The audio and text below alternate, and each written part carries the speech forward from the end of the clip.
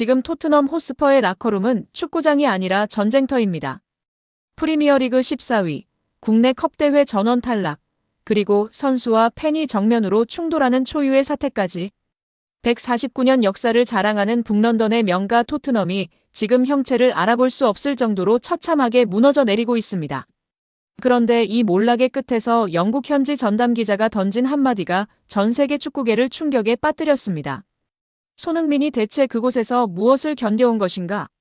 주장 크리스티안 로메로가 구단 운영진을 공개 저격하고 부주장 미키 판더펜이 팬들과 몸싸움을 벌이는 이 아수라장 속에서 우리는 비로소 깨닫고 있습니다. 지난 10년 동안 손흥민이 홀로 감내했던 그 침묵의 무게가 얼마나 거대했는지를 말입니다. 오늘 우리는 디 애슬레틱의 전담 기자 된 킬패트릭이 폭로한 토트넘 내부의 충격적인 실태와 손흥민이 떠난 뒤 비로소 드러난 진짜 리더십의 실체를 심층 분석합니다. 8일 새벽 본머스의 바이탈리티 스타디움. 경기가 끝난 뒤 들려온 소리는 응원가가 아닌 거대한 분노의 함성이었습니다. 2대3 패배. 리그 14위로 추락한 토트넘 선수들을 향해 팬들은 야유를 쏟아냈고 그 과정에서 부주장 미키 판더펜이 팬과 직접 충돌하는 최악의 장면이 포착되었습니다. 명백히 이것은 무너진 팀 기강의 단면입니다.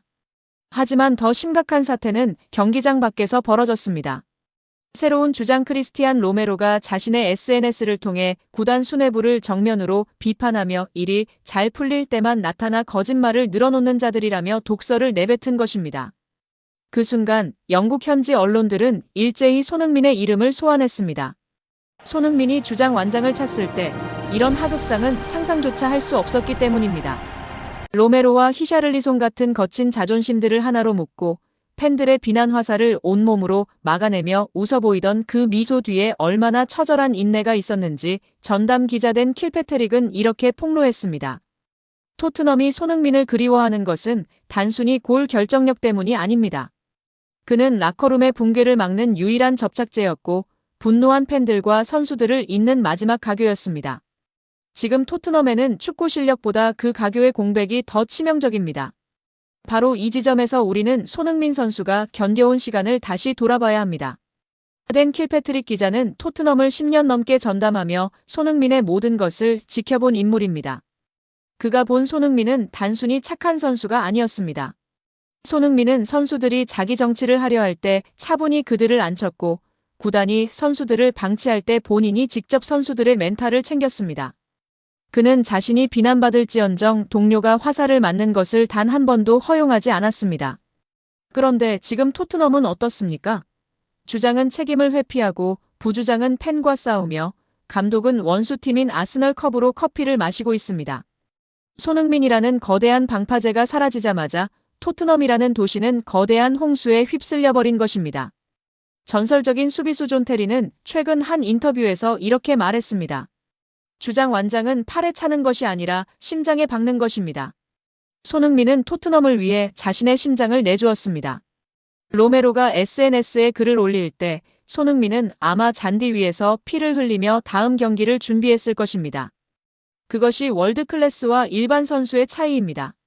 손흥민이 미국 LA로 떠날 때 일부 전문가들은 이제 토트넘은 로메로를 중심으로 더 단단해질 것이라 장담했습니다.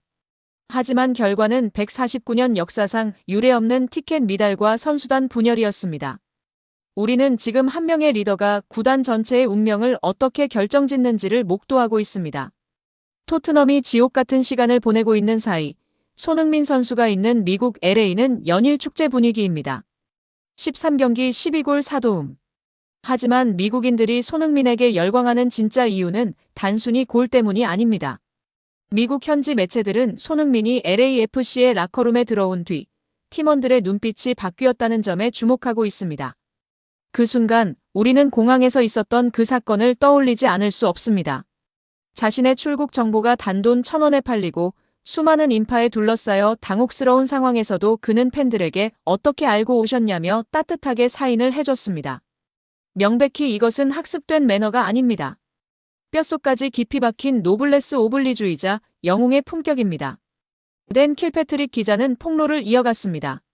손흥민은 토트넘에서 부당한 대우를 받을 때도 인종차별의 타깃이 될 때도 단 한 번도 팀을 원망하지 않았습니다. 그는 그저 축구로 답했습니다. 지금 토트넘 선수들에게 결여된 것이 바로 그 무게감입니다. 미국 메이저리그 사커는 지금 손흥민 효과로 인해 야구의 성지에서 축구의 제국으로 변모하고 있습니다. 7만 7천 명의 관중이 손흥민의 이름을 연호하고 현대차와 대한항공 같은 글로벌 기업들이 조단 위에 자본을 들여 그를 지원하는 이유는 명확합니다. 그는 단순히 공을 잘 차는 기계가 아니라 사람의 마음을 움직이고 조직을 하나로 만드는 시대의 아이콘이기 때문입니다. 여러분, 오늘 우리는 전담 기자의 폭로를 통해 손흥민이라는 선수가 지난 10년 동안 토트넘에서 얼마나 외로운 싸움을 이어왔는지, 그리고 그가 떠난 뒤 남겨진 자들이 얼마나 처참하게 무너지고 있는지를 확인했습니다. 주장 완장의 무게를 견디지 못해 무너진 로메로, 팬들에게 손가락질하는 판더팬, 그리고 원수팀의 컵을 든 감독. 이들이 만드는 소음 속에서 우리는 비로소 손흥민의 위대한 침묵을 이해하게 됩니다. 그는 이제 미국 LA의 태양 아래서 리오넬 메시라는 거대한 벽을 넘기 위한 새로운 질주를 시작했습니다. 여러분은 손흥민이 떠난 뒤 유령구장으로 변해버린 토트넘의 현실과 전담 기자가 폭로한 손흥민의 숨겨진 리더십에 대해 어떻게 생각하시나요? 과연 토트넘은 손흥민 없는 암흑기를 끝낼 수 있을까요? 여러분의 진심 어린 의견을 댓글로 남겨주세요. 프랑스 최고의 패션 잡지 엘르가 충격에 빠졌습니다. 화려한 파티나 명품 선물이 아니었습니다. 세계적인 슈퍼스타 손흥민이 꼽은 가장 기억에 남는 연말 추억은 바로 영하의 날씨 속 눈 덮인 운동장이었습니다. 모두가 따뜻한 집에서 크리스마스 케이크를 자를 때 한 아버지는 얼어붙은 땅 위에 모래를 뿌리고 있었습니다. 무엇이 대한민국 축구의 아버지를 그토록 혹독하게 만들었을까요? 그리고 그 눈밭의 훈련이 어떻게 73M를 질주하는 푸스카스의 기적을 만들었는지. 지금 전 세계가 주목한 손흥민과 아버지의 위대한 겨울 이야기를 공개합니다. 보통의 선수들에게 겨울은 휴식의 계절입니다. 하지만 어린 손흥민에게 겨울은 극한의 훈련을 의미했습니다.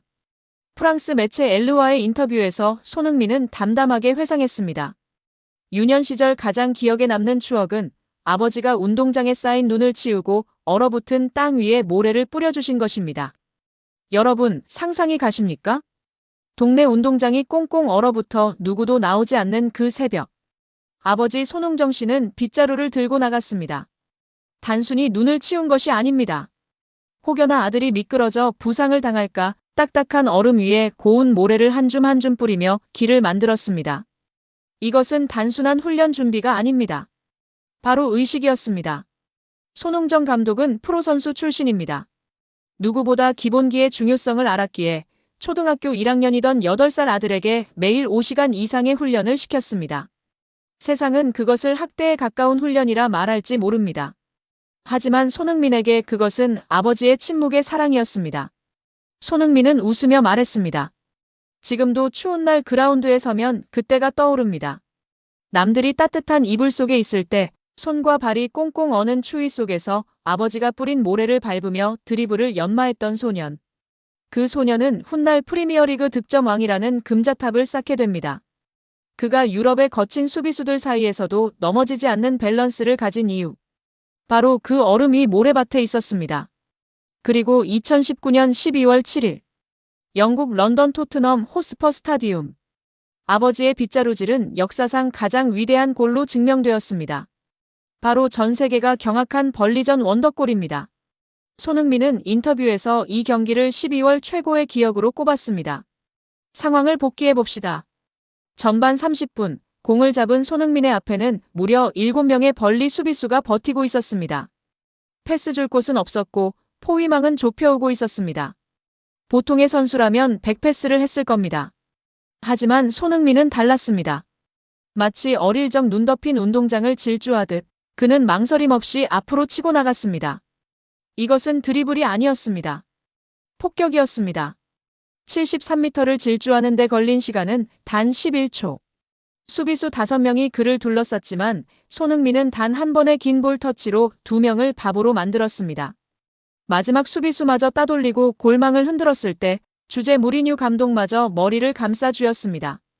호나우두 나자리오의 재림이다. 인간의 영역이 아니다. 이 골로 그는 2020년 푸스카스상을 수상했습니다. 하지만 우리는 알아야 합니다.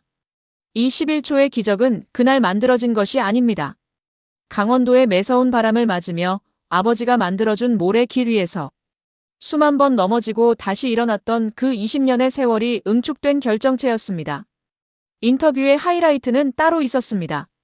크리스마스 디너에 누구를 초대하겠느냐는 질문이었습니다. 지금 손흥민의 소속팀은 미국의 LAFC입니다. 당연히 현재 동료들을 언급하는 것이 관례입니다. 하지만 손흥민의 입에서 나온 이름은 모두를 숙연하게 만들었습니다. 작년까지 함께했던 토트넘의 모든 팀원을 초대하고 싶습니다. 그리고 콕 집어 말했습니다. 벤 데이비스, 해리 케인, 그리고 위고 요리스. 이것은 단순한 우정이 아닙니다. 의리입니다. 비록 몸은 떠났지만 10년 가까이 청춘을 바친 토트넘에 대한 예우를 잊지 않은 것입니다. 특히 위고 요리스는 현재 LAFC에서 손흥민과 다시 한솥밥을 먹고 있습니다. 손흥민은 요리스를 향해 수염이 멋있어서 산타클로스 역할에 딱이다라며 농담을 던졌습니다. 과거 경기장에서 언쟁을 벌이기도 했던 두 사람이지만 그 치열함조차 서로를 성장시키는 과정이었음을 보여주는 대목입니다. 모두가 이제 미국 갔으니 편하게 지내라고 할 때 그는 여전히 옛 동료들과의 유대를 강조하며 캡틴으로서의 품격을 잃지 않았습니다. 이것이 바로 손흥민이 월드클래스인 이유입니다. 축구 실력만이 아니라 사람을 대하는 태도에서 그는 이미 전설입니다. 많은 분이 걱정하십니다. 이제 30대 중반인데 좀 쉬어야 하지 않나? 미국 메이저리그 사커 MLS는 춘추제라 겨울이 비시즌입니다. 프로 데뷔 후 처음으로 맞이하는 겨울 방학입니다. 하지만 손흥민은 단호했습니다. 연말이라고 완전히 쉬는 건 불가능합니다. 그는 여전히 달리고 있습니다. 컨디션 유지를 위한 개인 훈련, 앰버서더 활동, 그리고 2026년을 위한 준비.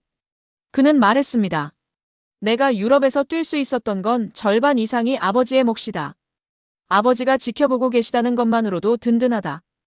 여전히 그에게는 아버지의 눈이 가장 무서운 감독관이자 가장 따뜻한 등불입니다. 2026년 북중미 월드컵. 손흥민은 팬들에게 행복한 기억을 선물하기 위해 오늘도 보이지 않는 곳에서 자신을 깎고 다듬고 있습니다. 그가 흘리는 땀방울은 거짓말을 하지 않습니다. 아버지가 치워주던 눈길을 걷던 소녀는 이제 대한민국 축구의 길을 여는 거인이 되었습니다. 어떤 이들은 기적을 바라고 기도만 합니다. 하지만 손흥민과 그의 아버지는 기적을 만들기 위해 눈을 치우고 모래를 뿌렸습니다. 우리가 그를 사랑할 수밖에 없는 이유. 그 화려한 골 뒤에 숨겨진 시리도록 차가운 겨울의 땀방울 때문 아닐까요? 아버지의 헌신과 아들의 노력, 이 완벽한 앙상블이 2026년 또 어떤 역사를 써내려갈지 가슴이 벅차오릅니다.